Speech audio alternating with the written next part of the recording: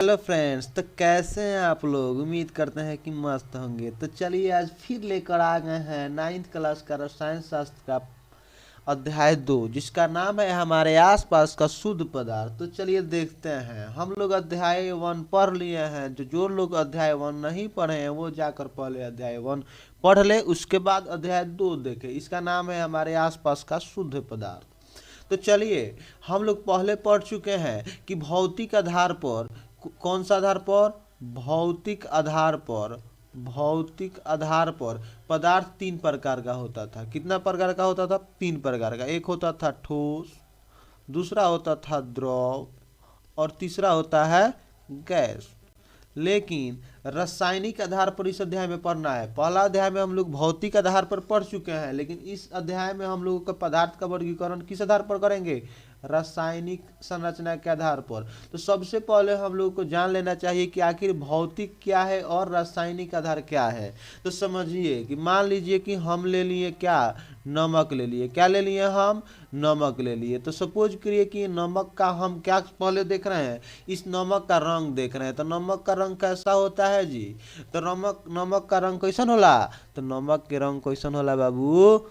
तू कहबो भाई सफेद होला। कैसन होला? सफेद होला। यानी कि हम लोग जानते हैं कि नमक का रंग सफेद है। इसका गलनांक का पता करें, इसका क्वथनांक का पता करें, यानी बाहर से जितना चीज हो रहा है उसके बारे में हम लोग पता कर रहे हैं। यह हो गया भौतिक गुण। कौन गुण? भौतिक गुण। लेकिन जैसे ही हम नमक कैसे बना है ये पता करने लगे, ये हो गया रासायनिक गुण। समझे? तो भौतिक गुण को हम बाह्य गुण कहते हैं। भौतिक गुण को हम लोग क्या कहते हैं? बाह्य गुण। और रासायनिक गुण को हम लोग क्या कहते हैं?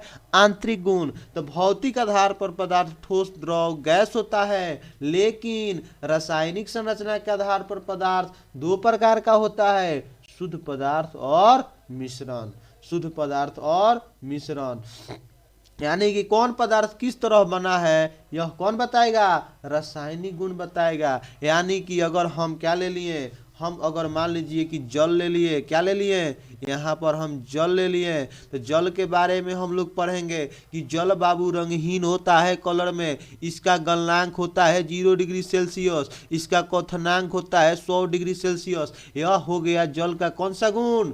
यह हो गया जल का भौतिक गुण। यह जल बाबू द्रव अवस्था में रहता है, यह हो गया भौतिक गुण। लेकिन जल कैसे बना है, जल का सूत्र क्या होता है, यह हो गया हमारा रासायनिक गुण। तो चलिए समझते हैं। तो देखिए बाबू, रासायनिक गुण के आधार पर हम लोग पदार्थ को दो भागों में बांटे हैं, शुद्ध पदार्थ और मिश्रण। तो चलिए देखते हैं आगे। शुद्ध पदार्थ और मिश्रण समझ में आ गया। अब देखिए, सबसे पहले देखेंगे कि आखिर शुद्ध पदार्थ किसे कहते हैं। तो देखिए, शुद्ध पदार्थ का परिभाषा है वैसा पदार्थ जो एक ही प्रकार के कणों से मिलकर बना होता है। कौन सा कण से? एक ही प्रकार के कणों से मिलकर बना होता है, उसे हम शुद्ध पदार्थ कहते हैं। उसे हम क्या कहते हैं? शुद्ध पदार्थ कहते हैं। यानी कि अगर आप कोई भी चीज ले लीजिए, अगर वह एक ही प्रकार के पदार्थ से मिलकर बना है तो वह शुद्ध पदार्थ है। जैसे में जल ले लीजिए। क्या ले लीजिए? जल। तो जल का देखिए, यहाँ पर हम लोग जल का एक संरचना लिए हैं। यह जल का संरचना है। अब सपोज करिए, देखिए जल का ये जो लाल वाला जो भाग है, इसको हम लोग बोलते हैं ओ। माने क्या है? ओ। और जो सफेद वाला भाग है ये है एच। क्या है? एच, यानी हाइड्रोजन। ये क्या है? हाइड्रोजन है। यानी जल कैसे बनता है? तो बाबू ऑक्सीजन और हाइड्रोजन के योग से बनता है। यानी कि जल का सूत्र होता है H2O। यानी कि जल बनाने का फॉर्मूला क्या होता है? H2O। Hydrogen gas, oxygen gas. Hydrogen gas क्या होता है? तो समझिए, हाइड्रोजन गैस किसे कहते हैं? हाइड्रोजन गैस आप लोग देखे होंगे कि जब आप लोग कोई लोहा का वस्तु ले लीजिए, कोई भी लोहा का वस्तु ले लीजिए। लोहा मतलब समझते हैं। जैसे में हम लोगों के घर में क्या होता है? तावा होता है। क्या होता है? तावा होता है, जिस पर चपाती बनता है। तो तावा को देखिए, और तावा जब गर्म हो उस पर पानी क्या कर दीजिए, उस पर पानी थोड़ा बिग दीजिए। जब पानी बिगेगा तो वहाँ से कुछ धुआं धुआं जैसा निकलेगा, वही तो है बाबू हाइड्रोजन गैस। दुनिया का सबसे हल्का गैस का नाम है हाइड्रोजन गैस। यह एक क्या है, तत्व है। उसके बारे में बाद में डिस्कस करेंगे, लेकिन उससे पहले यह क्या है, शुद्ध पदार्थ है। तो समझिए कि कोई भी पदार्थ ले लीजिए, समझिए समझिए, इसको हटा देते हैं, भोंक दिए थोड़ा थोड़ा ज़्यादा। चलिए देखते हैं। तो अब कहने का मतलब है, चलिए ठीक है, तो अब समझिए कि जल किस चीज़ से मिलकर बना है। जल का सूत्र क्या होता है, H2, यानी कि 2 हाइड्रोजन और 1 ऑक्सीजन। ऑक्सीजन जो आप सांस के रूप में जो गैस लेते हैं वो कौन सा गैस है, ऑक्सीजन। दोनों को मिला दीजिएगा तो क्या बनता है, H2O बनता है। H2O मतलब क्या होता है, पानी बनता है। क्या बनता है, पानी। अब बाबू पानी जो है ना, वो पूरा किस चीज़ से मिलकर बना है, H2O H2O H2O, यानी जितना भी पानी लिए उसमें क्या है, H2O H2O H2O ही है। कोई दिक्कत है तो बोलिए, कोई दिक्कत नहीं है। आगे हम लोग देखेंगे कि बाबू जो शुद्ध पदार्थ होता है वह परमाणु और अणुओं से मिलकर बना होता है। देखिए बाबू, जो आप H2O बोले, क्या बोले, H2O, इसमें कितना तत्व है, इसमें कितना पदार्थ है, तो आप बोलेंगे कि 2 पदार्थ है। कौन कौन है पदार्थ है, एक है हाइड्रोजन, एक है ऑक्सीजन। एक है हाइड्रोजन, एक क्या है, ऑक्सीजन है। हाइड्रोजन ऑक्सीजन यानी 2 गो चीज मिला है। हाइड्रोजन का 2 गो परमाणु है। हाइड्रोजन का कई गो परमाणु है, 2 गो परमाणु। ऑक्सीजन का 1 परमाणु। टोटल मिलकर कितना परमाणु, 3 परमाणु। ये अणु है, ये क्या है, अणु है। अणु के बारे में हम आगे डिस्कस करेंगे। उससे पहले देखिए कि शुद्ध पदार्थ 2 भाग में बांटा गया है। शुद्ध पदार्थ को भी कितना भाग में बांटा गया है, 2 भाग में। एक होता है तत्व, एक होता है यौगिक। एक क्या होता है, तत्व, और एक क्या होता है, यौगिक। समझ में आ गया। सबसे पहले हम शुद्ध पदार्थ बताएं कि शुद्ध पदार्थ क्या है। तो ऐसा पदार्थ जो एक ही प्रकार के कणों से मिलकर बना होता है, शुद्ध पदार्थ कहलाता है। शुद्ध पदार्थ का तात्पर्य है कि वह एक ही प्रकार के परमाणुओं अथवा अणुओं से बना है। परमाणु अणु क्या होता है हम अभी बताते हैं। अब समझिए तत्व क्या होता है। समझिए, अगर हम क्या ले लिए, सपोज करिए कि तत्व को समझाने के लिए हम एक ये लोहा ले लिए। ये क्या है, लोहा है। ये क्या है, लोहा है। और यहाँ पर हम क्या ले लिए हैं, जल भी ले लिए हैं। आप लोग देखिए, यहाँ पर हम एक जल ले लेते हैं, या जल है। ये क्या है, इसमें क्या रख दिए, जल। ये देखिए, जब लोहा को देखिएगा तो देखिएगा कि भाई इसमें सिर्फ क्या है, एक एक लोहा का कण है। एक एक लोहा का क्या है, कण है। एक एक लोहा का कण मिलकर क्या बना है, ये लोहा का बहुत बड़ा टुकड़ा बना है। लेकिन जब आप इसको देखिएगा, जल को देखिएगा, तो इसमें आप 2 प्रकार के कण देखेंगे। कितने प्रकार के कण देखेंगे, 2 प्रकार के कण देखेंगे। एक देखेंगे हाइड्रोजन, 2 हाइड्रोजन होगा, तो उसके साथ एक क्या होगा, ऑक्सीजन होगा। जल का कण में क्या होता है, 2 हाइड्रोजन पर 1 ऑक्सीजन। एग्जाम्पल में यहाँ पर हम दिए हैं, देखिए जो लाल वाला भाग है ये क्या है, लाल वाला भाग क्या है, ये है ऑक्सीजन। ऑक्सीजन के साथ 2 गो क्या जुड़ा है, हाइड्रोजन जुड़ा है। ऑक्सीजन के साथ 2 गो क्या जुड़ा है, हाइड्रोजन जुड़ा है। तो कहने का मतलब यही है कि जो जल है उसमें 3 परमाणु मिला है। यानी कि जो तत्व है, देखिए जो लोहा है, लोहा में क्या एक ही प्रकार के कण है। इसमें कितने प्रकार के कण है, 2 प्रकार का कण है। अब देखिए लोहा का एक भाग हम उठा लेते हैं, लोहा के एक भाग उठाकर यहाँ पर रखते हैं। यानी कि लोहा के सबसे सूक्ष्म कण को उठाकर रख दिए, लोहा के सबसे सूक्ष्म कण को उठाकर रखे, तो इसे हम कहते हैं परमाणु। इसे हम क्या कहते हैं, परमाणु। लेकिन ध्यान में रखिएगा, अगर जो हमको कोई बोले कि जल के कण को उठा कर रखिए, तो हम जल के एक कण उठा लिए। मान लीजिए कि एक कण ये वाला पीला वाला भाग यहाँ पर उठा लिए। तो जब पीला वाला भाग उठाए, पीला वाला भाग क्या था, ऑक्सीजन था। पीला वाला भाग को क्या बोले हम, यह ऑक्सीजन है। तो बाबू क्या ऑक्सीजन जल होता है, जो आप सांस लेते हैं क्या वो जल होता है, तो आप बोलिएगा बिल्कुल नहीं है, वह जल नहीं होता है। ऑक्सीजन के साथ अगर हम 2 हाइड्रोजन और उठाएंगे तब यह क्या होता है, जल। ऑक्सीजन के साथ 2 हाइड्रोजन रहना चाहिए, अनिवार्य है। अगर ऑक्सीजन के साथ 2 हाइड्रोजन नहीं रहेगा तो वह जल नहीं कहाएगा। समझे। यानी कि अगर हमको जल का कण उठाना है तो ये तीनों चीज उठाना होगा, लेकिन लोहा का कण उठाना है तो इसमें से मात्र एक उठाए, क्योंकि ये सब पूरा एक लोहा से ही मिलकर बना है, यानी एक एक परमाणु से मिलकर बना है। तो देखिएगा तो लोहा हो गया तत्व, लोहा क्या हो गया, तत्व हो गया, और यौगिक क्या हो गया, ई हो गया, जो जल है वो क्या हो गया, यौगिक हो गया। समझे? तो तत्व के सबसे सूक्ष्म कण को क्या कहते हैं, परमाणु, क्योंकि इसमें से एक कण उठा सकते हैं, लेकिन यौगिक के सबसे सूक्ष्म कण एक तो नहीं उठा सकते हैं, इसमें से एक कण निकालना होगा तो 3 परमाणु निकालना पड़ेगा, 1 2 3 परमाणु, यानी कि 1 2 निकालिएगा हाइड्रोजन और एक साथ में क्या निकालिएगा, और एक निकालिएगा ऑक्सीजन, तब यह का दोनों तीनों मिलकर क्या बनाएगा, जल बनाएगा। क्या बनाएगा, जल बनाएगा। समझ में आया? यानी कहने का मतलब यही है कि बाबू जो होता है तत्व का सबसे सूक्ष्म कण को परमाणु कहते हैं, और बाबू जो यौगिक के सबसे सूक्ष्म कण को क्या कहते हैं, अणु कहते हैं। क्या कहते हैं, अणु, क्योंकि तत्व में मात्र एक ही कण होता है, लेकिन यौगिक में 3 कण 2 कण कितना भी हो सकता है। मान लीजिए जल में तो 3 गो है, लेकिन मेथेन गैस ले लिए उसमें 4 गो होगा, बहुत सारा गैस जैसे CO2 ले लेंगे तो उसमें भी 3 गो है। समझे? यानी कि शुद्ध पदार्थ को 2 भागों में विभाजित किया गया है, एक तत्व और एक यौगिक। समझे? तो चलिए अब हम लोग उठाते हैं तत्वों को, और तत्वों को खूब अच्छी तरीके से पढ़ते हैं, उसके बाद आगे देखते हैं तत्व किसे कहते हैं। तो बाबू देखिए, तो तत्व एक ही प्रकार के परमाणु से मिलकर बना है। क्या बाबू यौगिक एक प्रकार के परमाणु से मिलकर बना है? तो आप बोलिएगा बिल्कुल नहीं, क्योंकि यौगिक का एक कण ऑक्सीजन था तो 2 कण हाइड्रोजन था, तो एक ही प्रकार का कण कैसे हुआ, एक ही प्रकार का परमाणु कैसे हुआ? इसमें तो अलग अलग प्रकार का परमाणु दिखाई दे रहा है। समझे? तो तत्व किसे कहते हैं? तो समझिए कि एक ही प्रकार के परमाणुओं से बने शुद्ध पदार्थ को तत्व कहते हैं। एक प्रकार के परमाणु से जो मिल के बन रहेला ओकरा के क्या कहल जाला? तत्व कहल जाला। बबुआ समझ में आइल ह? चला आगे देखो बाबू, तत्व को 3 भागों में विभाजित किया गया है। तत्व कितने भागों में विभाजित किया गया है? 3 भागों में। तत्व 3 प्रकार का होता है, धातु, अधातु, उपधातु। तब इन तीनों के बारे में अच्छी तरीके से पढ़ते हैं। चलिए नीचे, समझ में आया? आगे देखते हैं।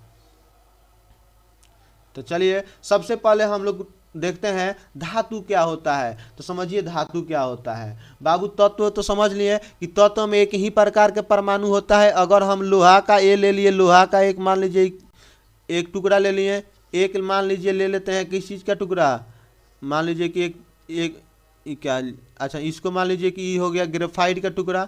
ग्रेफाइट जो पेंसिल में उपयोग करते हैं। अब मान लीजिए कि एक और टुकड़ा लेते हैं जो है किस चीज़ का टुकड़ा, ये मान लीजिए तांबा का टुकड़ा है। तो जब लोहा का टुकड़ा में देखिएगा तो भाई लोहा किस चीज़ से मिलकर बना है?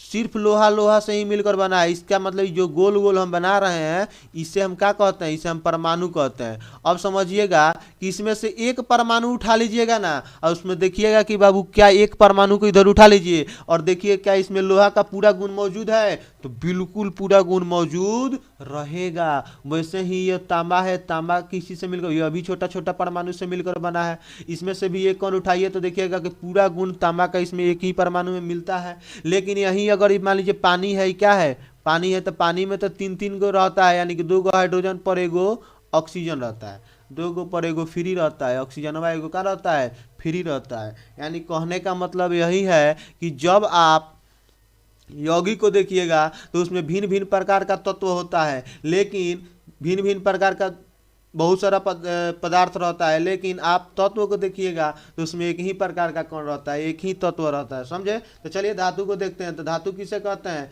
तो ऐसा तत्व जिसमें विद्युत धारा तथा ऊष्मा का चालन हो उसे हम धातु कहते हैं। तो समझिए विद्युत धारा और ऊष्मा का चालन कहाँ होता है बाबू? विद्युत धारा और ऊष्मा का चालन कहाँ होता है? तो आप बोलिएगा कि लोहा में तो विद्युत धारा आता है, विद्युत धारा माने करेंट, विद्युत धारा माने क्या चीज? करेंट। बाबू लकड़ी में का विद्युत धारा आता है? लकड़ी में विद्युत धारा आता है। हरिहर लकड़ी ना सूखल लकड़ी में आवेला? बोला लो नानू आवेला ना आवेला। तो लोहा का बाबू लकड़ी का बाबू धातु है? बिल्कुल ना है। लेकिन लोहा में करंट आवेला तो लोहा का है? धातु है। लोहा का है? धातु है। मान लीजिए कि एक हम तांबा ले लेते हैं। क्या ले लेते हैं? तांबा ले लेते हैं। क्या लेते हैं? तांबा लेते हैं। बाबू का तांबा में करंट आता है? बिल्कुल आता है। तो तांबा क्या है? धातु है। तांबा क्या है? धातु है। एल्युमिनियम ले लेते हैं। एल्युमिनियम में क्या करंट आता है? तो आप बोलिएगा बिल्कुल करंट आता है। एल्युमिनियम क्या है? धातु है। क्या प्लास्टिक में करंट आता है? तो आप बोलिएगा प्लास्टिक में करंट नहीं आता है। तो प्लास्टिक क्या हो गया? अधातु हो गया। प्लास्टिक क्या हो गया? अधातु हो गया। समझ गए? कागज में करंट आता है, कागज में जो हम लोग पेज उज का उपयोग, पेज में करंट आता है, तो आप बोलिएगा भाई पेज में करंट नहीं आता है, तो पेज क्या हो गया, और क्या हो गया, वह धातु नहीं कहाएगा, समझे। यानी कि लोहा में करंट आता है, तांबा में करंट आता है, एल्युमिनियम में करंट आता है, तो ये सब क्या है, धातु है। धातु का देखिए गुण धर्म होता है। अब देखिए धातु में एक विशेष प्रकार की चमक होती है, विशेष प्रकार की चमक होती है जिसे धात्विक चमक कहते हैं। यानी कि आप धातु को कितना भी दिन तक लेकर रख दीजिए, यानी कहीं कहीं पर उसको फेंक दीजिए, कहीं पर रख दीजिए, उसमें एक चमक होता है जो उसका गायब नहीं होता है। मान लीजिए कि हम सोना को 5 साल के लिए बाहर कहीं पर रख दिए, खुला जगह पर रख दिए 5 साल के लिए, तो क्या बाबू, क्या सोना का चमक चला जाएगा? बिल्कुल नहीं जाएगा। सोना का हो सकता है कि सोना पर कुछ जंग वंग लग जाए, यानी कि उस पर कुछ कचरा वचरा बैठ जाए, फिर उसको साफ करेगा, फिर चमकने लगेगा। यानी कहे के मतलब बा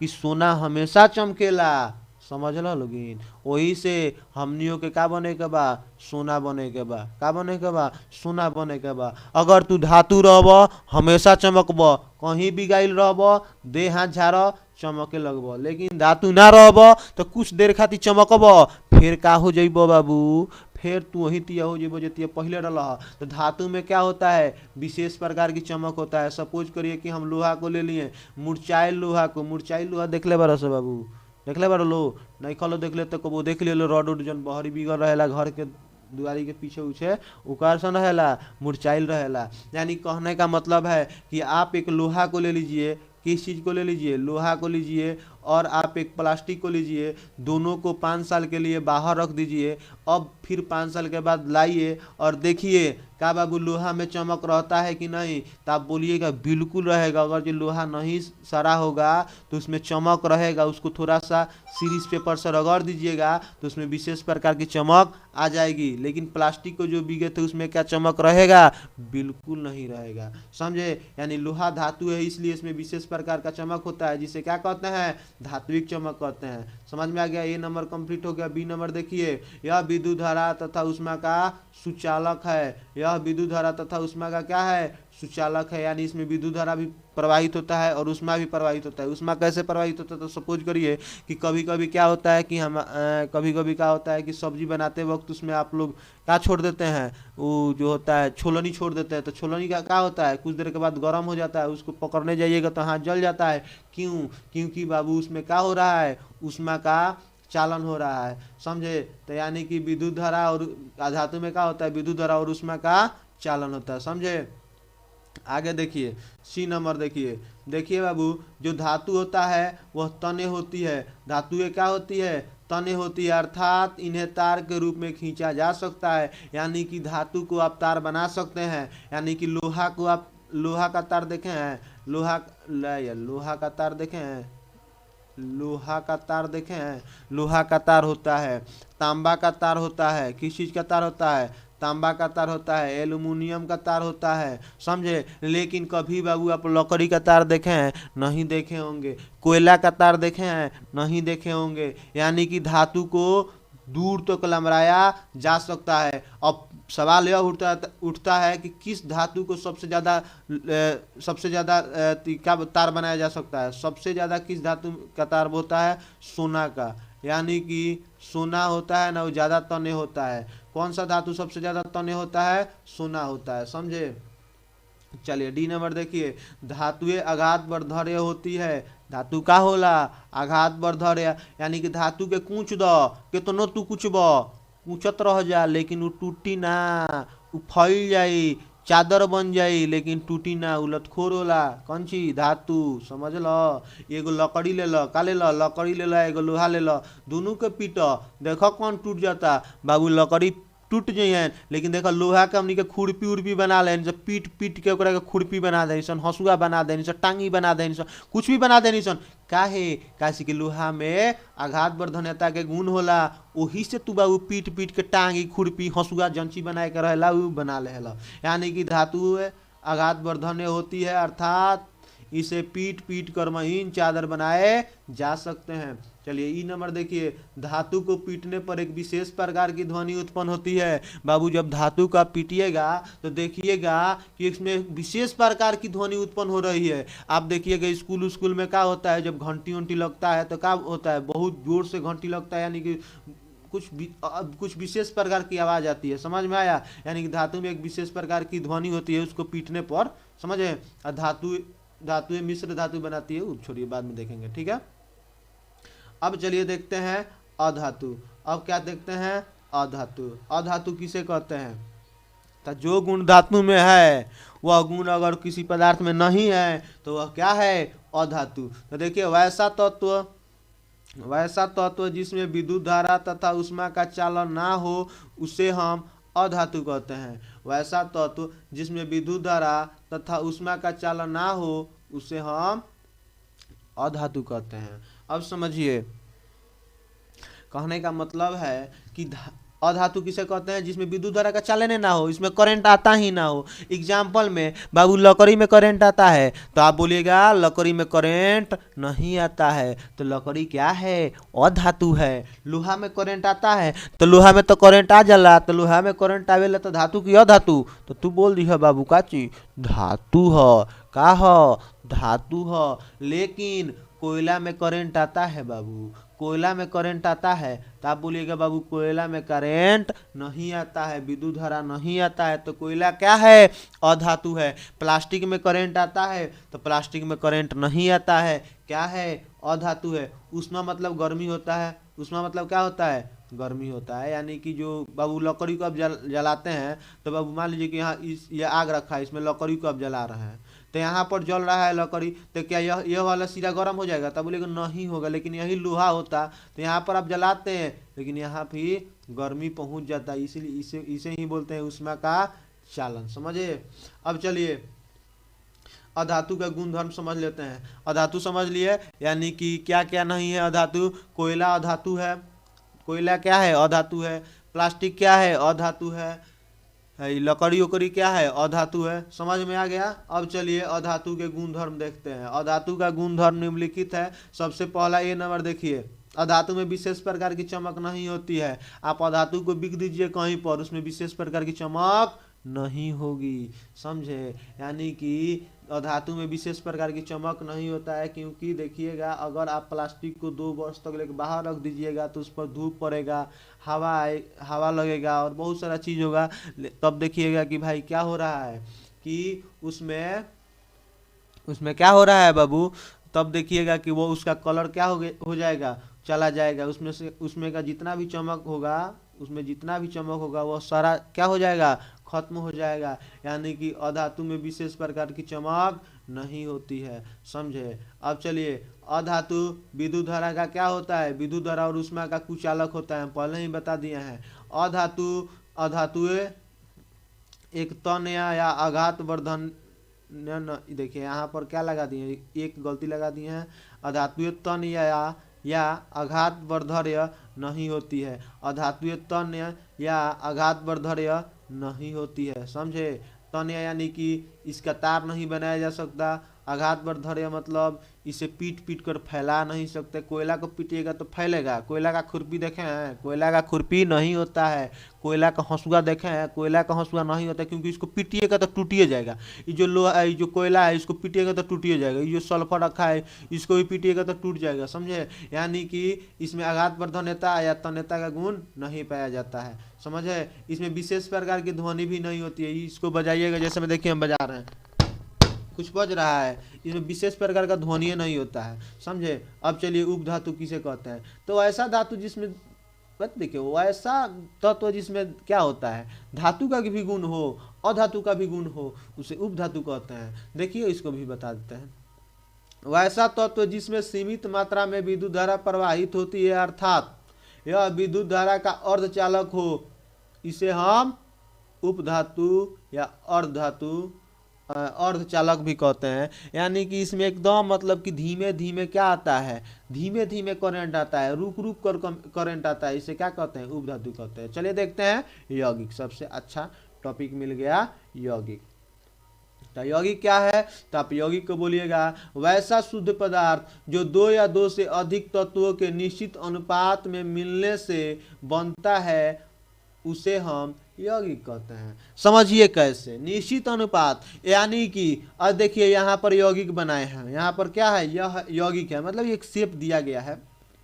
अब समझिए, देखिए प्रत्येक हरा के बाद क्या है, ये क्या है, बैगनी कलर का है ना, कोई भी कलर का हो, हरा उसके बाद बैगनी कलर का है, समझे, मतलब एक देखिए इसमें एक निश्चित शेप में है, वो सब छोड़िए। देखिए यौगिक क्या है, तो वैसा शुद्ध पदार्थ जो 2 या 2 से अधिक तत्वों के निश्चित अनुपात से मिलने से बनता है उसे हम यौगिक कहते हैं। उसे हम क्या कहते हैं, यौगिक कहते हैं। 2 या 2 से अधिक तत्व के मिलने से बनेला, यानी कि हम जब जल बनेनी है तो का बनेनी है, H2O, 2 गो तत्व बा, H और O, हाइड्रोजन ऑक्सीजन 2 गो तत्व है, एकरा के निश्चित अनुपात में मिला देनी है तो क्या बन गई है, यौगिक बन गई है। तो देखो तो वैसा शुद्ध पदार्थ जो 2 या 2 से अधिक तत्वों के निश्चित अनुपात में मिलने से बनता है उसे हम यौगिक कहते हैं। उसे हम क्या कहते हैं, यौगिक कहते हैं। यौगिक 2 प्रकार का होता है, एक होता है कार्बनिक यौगिक, एक होता है अकार्बनिक यौगिक। समझ में आया, कोई दिक्कत नहीं ना है। अब समझिए यौगिक के बारे में और कुछ जान लेते हैं, उसके बाद क्लास थोड़ा ओवर करेंगे। देखिए यौगिक का अभिलक्षण क्या होता है। मान लीजिए कि हम यौगिक बना रहे हैं, समझिए कि हम हाइड्रोजन को लिए और क्या ले लिए, H2 का ले लिए और O2 को लिए, जब मिला दिए तो क्या बन गया, 2H2O, यानी कि जल बन गया। हाइड्रोजन ऑक्सीजन को मिलाए तो क्या बन गया, जल बन गया। तो का बाबू जो पानी होता है, जो पानी होता है, क्या वो हाइड्रोजन की तरह लगता है, बिल्कुल नहीं लगता है। क्या ऑक्सीजन की तरह लगता है, नहीं लगता है। क्यों, अब बाबू समझिएगा कि जो हम जल बनाए हैं ये क्या है, ये पानी है। तो बाबू पानी में ना हाइड्रोजन का गुण पाया जाता है ना ही ऑक्सीजन का गुण पाया जाता है, ये दोनों से क्या होता है, भिन्न होता है। तो यहाँ पर देखिए यौगिक के, देखिए इसे क्या बोलते हैं, अवयव बोलते हैं। यानी कि देखिए जल ये बना है, हाइड्रोजन ऑक्सीजन से मिलकर बना है, तो इसका अवयव 2 गो है, क्या क्या है, हाइड्रोजन और ऑक्सीजन। तो देखिए 1 नंबर का बोल रहा है, यौगिक के गुण उसके अवयवी तत्वों के गुण से बिल्कुल भिन्न होती है। यानी यौगिक का गुण होता है जो अवयवी तत्व है, अवयवी तत्व कौन है, हाइड्रोजन और ऑक्सीजन है, इससे क्या है, बिल्कुल भिन्न होता है यौगिक। समझ में आया। अब समझिए दूसरा नंबर, यौगिक के अवयव को किसी भी भौतिक विधि द्वारा नहीं तोड़ा जा सकता है। अब मान लीजिए कि हम H2O ले लिए पानी, तो पानी को आप नहीं तोड़ सकते हैं, हाइड्रोजन को अलग ऑक्सीजन को अलग नहीं कर सकते हैं। इसके लिए ये काम करने के लिए आपको रासायनिक अभिक्रिया ही कराना पड़ेगा। समझे कि नहीं बताइए, समझे कि नहीं बताइए। देखिए यहाँ पर लिखे हैं यौगिक के अवयवों को किसी भी भौतिक विधि द्वारा नहीं तोड़ा जा सकता है, किंतु यहाँ पर देखिए बाबू थोड़ा सा टाइपिंग में मिस्टेक हो जाता है। तो देखिए यहाँ पर ये यौगिक है, समझे, किंतु यौगिक को रासायनिक अभिक्रिया द्वारा विघटित करके उसके अवयव तत्वों को प्राप्त किया जा सकता है। हाइड्रोजन को आप गर्म करके, ठंडा करके, जमा कर नहीं इसको अलग अलग नहीं कर सकते हैं। लेकिन अब मान लीजिए कि हम एक बर्तन में क्या ले लिए हैं, पानी ले लिए हैं, क्या ले लिए हैं, पानी ले लिए हैं। इसको गर्म करिएगा तब भी ये हाइड्रोजन ऑक्सीजन नहीं अलग होगा। आप इसको ज़्यादा गर्म करिएगा तो हाइड्रोजन ऑक्सीजन दोनों मिलकर उड़ जाएगा, लेकिन अलग नहीं होगा। तो अलग कैसे होगा जी, तो या तो भौतिक आधार पर नहीं होगा। गर्म करना एक भौतिक प्रक्रिया है, रासायनिक प्रक्रिया क्या है, इसमें कुछ मिला दीजिए, इसको निकाल दीजिए। तो रासायनिक प्रक्रिया क्या है, एक सोडियम धातु आता है। कौन सा धातु आता है, सोडियम धातु। जब सोडियम को इसमें आप डालिएगा, तो जब सोडियम को डालिएगा ना तो क्या होगा कि सोडियम ऑक्सीजन से मिलेगा और हाइड्रोजन को क्या करेगा, बाहर निकालने लगेगा और आग लग जाता है। यानी कि पानी में सोडियम को डालने से क्या लगता है, आग लगता है। क्या लगता है, आग। सोडियम को इसीलिए वायु में भी नहीं रखा जाता है, सोडियम को किरोसिन तेल में रखा जाता है। जब भी ये वायु के संपर्क में आता है तो इसमें आग लग जाता है। तो बाबू बताइए कि सोडियम को पानी में डालने पर क्या होता है, पानी में क्या लग जाता है, आग लग जाता है। क्यों, क्योंकि हाइड्रोजन गैस दहनशील होता है, हाइड्रोजन गैस निकलने लगता है, इसका टेम्परेचर बढ़ जाता है और इसमें हाइड्रोजन गैस में क्या लग जाता है, आग लग जाता है। समझे। अब समझिए यानी कि ये पढ़ लिया, यौगिक के अवयवों को किसी भी भौतिक विधि द्वारा नहीं तोड़ा जा सकता है, किंतु यौगिक को रासायनिक अभिक्रिया द्वारा विघटित करके उनके अवयव तत्व प्राप्त किए जा सकते हैं। समझे? चलिए 3 नंबर देखिए, यौगिक के अवयवी भार के विचार पर एक निश्चित अनुपात होता है। समझिएगा अवयवी भार क्या होता है। ये मान लीजिए कि ऑक्सीजन हम ले लिए, ये अभी आपको समझ में नहीं आएगा, हम अगले अध्याय में पढ़ाएंगे तो आपको पूरा समझ में आएगा। ये वाला अभी जो बता रहे हैं ये समझे, क्योंकि आपको अभी तक हम नहीं बताए हैं, आणविक द्रव्यमान निकालने को नहीं बताए हैं, अभी किसी भी तत्व के बारे में बात नहीं हुआ है। समझे? तो समझिए, मान लीजिए कि हम एक ये जल ले लिए, जल में क्या है, हाइड्रोजन है, ऑक्सीजन है, क्या क्या है, हाइड्रोजन और ऑक्सीजन। तो हाइड्रोजन का बाबू इसमें द्रव्यमान कितना है, तो हाइड्रोजन का इसमें द्रव्यमान 2 AMU है। क्या है, 2 AMU। और बाबू ऑक्सीजन का द्रव्यमान कितना है, तो आप बोलिएगा ऑक्सीजन का द्रव्यमान बाबू इसमें 16 AMU है। कितना ग्राम है, 16 AMU है। समझे? तो इसका द्रव्यमान मतलब 2:16 में है।